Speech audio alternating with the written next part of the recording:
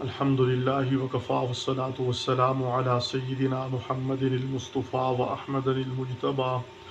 وعلى آله الأتقياء وأصحابه الأصفياء أما بعد فأعوذ بالله من الشيطان الرجيم بسم الله الرحمن الرحيم الذين استجابوا لله والرسول من بعد ما أصابهم القرح للذين أحسنوا منهم واتقوا أجر عظيم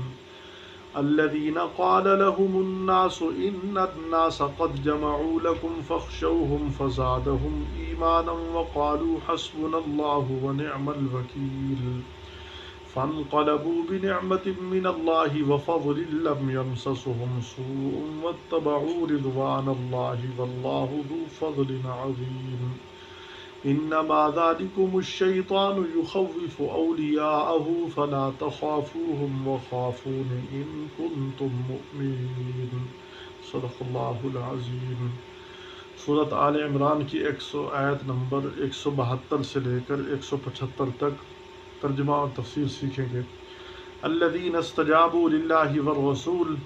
وہ لوگ جنہوں نے اللہ اور اس کے رسول کا حکم مانا، من بعد ما اصابہم القرح، بعد اس کے کہ پہنچ چکے تھے ان کو زخمی ہونے کے بعد بھی اللہ اور اس کے رسول کا کہنا مانا، للذین احسنوا منہم، ان میں جو نیک ہیں، واتقوا اور متقی ہیں، ان کے لیے اجر عظیم ہے، اجر عظیم۔ الذین قال لهم الناس، وہ لوگ کہ کہا ان کو لوگوں نے، ان الناس قد جمعوا لکم، کہ مکہ والے لوگ تمہارے خلاف جمع ہو چکے ہیں، فخشوہم، آپ ان سے ڈر جاؤ، فزادہم ایمانا، تو ان کے ایمان میں اضافہ ہو گیا، وقالوا حسبنا اللہ ونعم الوکیل، بولے کہ ہم کو اللہ کافی ہے اور کیا ہی خوب کارساز ہے۔ فانقلبوا بنعمت من اللہ وفضل، لوٹے اللہ کے نعمت اور اس کے فضل کے ساتھ، لم یمسسہم سوء، کچھ نہ پہنچی ان کو لڑائی تکلیف، واتبعوا رضوان اللہ، اللہ کی رضا کے تابعدار رہے، واللہ ذو فضل عظیم، اور اللہ بڑا فضل والا ہے، بہت بڑا فضل والا ہے۔ انما ذالکم الشیطان یخوف اولیاء، بے شک شیطان تمہیں اپنے دوستوں کے ذریعے ڈراتا ہے، فلا تخافوہم، آپ ان سے نہ ڈرو، وخافون، اور مجھ سے ڈرو، ان کنتم مؤمنین، اگر تم ایمان رکھتے ہو۔ فرمایا الذین استجابوا للہ والرسول من بعد ما اصابہم القرح، اس آیت کو سمجھنے کے لیے اس کا شان نزول سمجھنا ضروری ہے، کیونکہ بسا اوقات آیت کا مفہوم اس وقت تک سمجھ نہیں آتا جب تک ان آیات کا شان نزول نہ پتہ چلے کہ یہ آیات کیوں اتری، ان آیات کے اتارنے کی کیا وجہ بنی، کیا سبب بنا۔ تو غزوہ احد، جس کا قصہ پیچھے تفصیل سے چل چکا ہے، جب کفار یہاں سے بھاگ گئے، واپس چلے گئے، تو راستے میں جا کر ان کے دل میں خیال پیدا ہوا کہ ہم نے کتنی بڑی غلطی کی کہ جب واپس جا رہے ہیں، نہ ہمارے پاس کو مسلمانوں کے قیدی ہیں، نہ ہی ہم مسلمانوں پر جو ہے مسلمانوں کے کچھ مقتولین کے سر لے کر جا رہے ہیں، ہمارے پاس تو کچھ بھی نہیں ہے، اور غلبہ پانے کے باوجود ہم میدان چھوڑ کر جا رہے ہیں، کیوں نہ ہم دوبارہ مسلمانوں پر حملہ کر دیں اور حملے کے نتیجے میں آج اہل اسلام کا بالکل خاتمہ ہی کر دیں۔ تو اسی خیال میں وہ واپس لوٹنا چاہتے تھے کہ اللہ رب العالمین نے ان کے دلوں میں مسلمانوں کا رعب پیدا فرما دیا، ان کے دلوں میں مسلمانوں کا رعب ڈال دیا کہ وہ جو پیچھے جانے کا ارادہ کر رہے تھے وہیں دب گئے، اور ان کی غیر تبدیل ہو گئی، پیچھے جانے کی بجائے وہ آگے جانے لگے۔ اللہ رب العالمین نے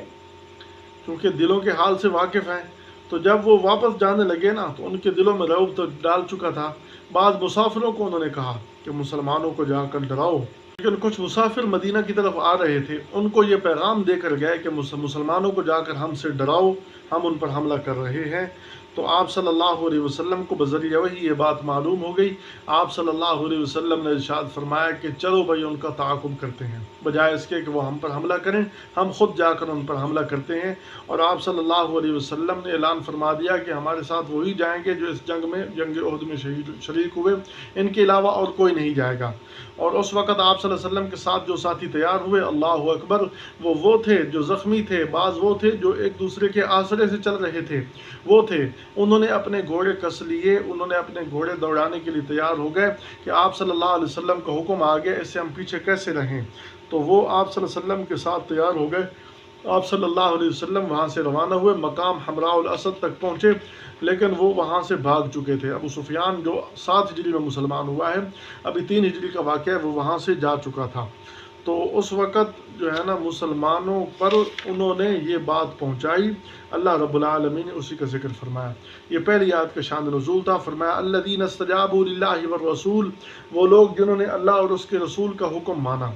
اب یہاں دیکھو قرآن حکیم میں کہیں بھی نہیں ہے کہ تم میرے حکم کی اطاعت کرتے ہوئے تم جاؤ، لیکن رسول اللہ صلی اللہ علیہ وسلم جو حکم دے رہے ہیں، آپ صلی اللہ علیہ وسلم نے کیا فرمایا کہ چلنا چاہیے، تو صحابہ کرام چل پڑے، لیکن اللہ فرما رہے ہیں کہ انہوں نے اللہ اور اس کے رسول کا حکم مانا۔ تو اللہ تعالیٰ اس طرف اشارہ فرما رہے ہیں کہ رسول اللہ کا حکم ان کی مرضی سے نہیں ہوتا، بلکہ وہ بھی بے عینی اللہ کا حکم ہوتا ہے۔ ان لوگوں پر زد لگا دی گئی ہے جو لوگ کہتے ہیں کہ رسول اللہ صلی اللہ علیہ وسلم کا فرمان کوئی اہمیت نہیں رکھتا، حدیث پاک کی کوئی اہمیت نہیں ہے۔ فرمایا نہیں، جو میرے نبی بولتے ہیں وہ میرا حکم ہوتا ہے۔ من بعد ما اصابهم القرح، بعد اس کے کہ ان کو زخم پہنچ چکے تھے۔ فرمایا زخمی ہونے کے باوجود وہ لوگ کہہ سکتے تھے کہ ہمیں ابھی تو زخم تازہ ہیں، ہمیں نہیں جانا چاہیے، ہمارے تو ابھی بھی زخم ہوئے ہیں، لیکن نہیں، فوراً تیار ہو گئے۔ فرمایا اللہ تعالیٰ نے کہ ان لوگوں نے احسان کا معاملہ کیا، للذین احسنوا منہم، ان لوگوں نے یہ من بیان کے لیے کہ سب نے احسان کا معاملہ کیا، یعنی اپنی عبادت اللہ کو دکھا رہے تھے، یا پھر یہ کہہ رہے تھے کہ ہم عبادت یوں کرتے ہیں جیسے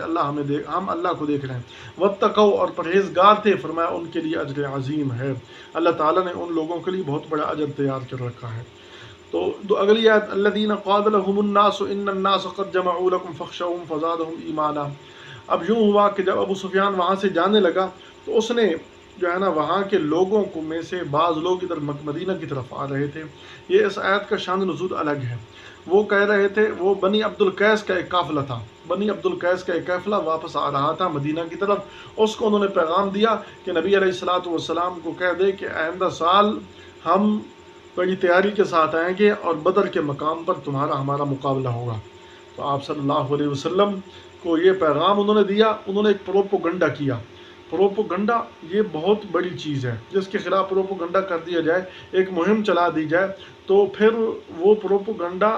لوگ یہ سمجھتے ہیں کہ یہ جو بات کر رہے ہیں یہ ٹھیک کر رہے ہیں، لوگ اس جھانسے میں آ جاتے ہیں۔ انہوں نے پروپوگنڈا کیا کہ محمد صلی اللہ علیہ وسلم کو جا کر بتلا دو کہ ہم آ رہے ہیں اور بڑی طاقت کے ساتھ آئیں گے۔ تو جب یہ بات انہوں نے کی، اللہ تعالیٰ فرما رہے ہیں الذین قال لهم الناس، جب ان کو لوگوں نے کہا، اہل ایمان کو، صحابہ کو لوگوں نے کہا ان الناس قد جمعوا لکم، کہ لوگ تمہارے خلاف جمع ہو چکے ہیں، یعنی کفار تمہارے خلاف جمع ہو کر آئیں گے، فخشوہم، آپ ان سے ڈر جاؤ، وہ بہت بڑی تعداد کے ساتھ آئیں گے، لشکر کے ساتھ آئیں گے، فزادہم ایمانا، تو مسلمانوں نے بڑا عجیب جواب دیا۔ مسلمانوں نے کہا کہ بھئی ہمیں ڈراتے ہو، ہم تو وہ ہیں جب ہم نے اس فیلڈ کے اندر قدم رکھا،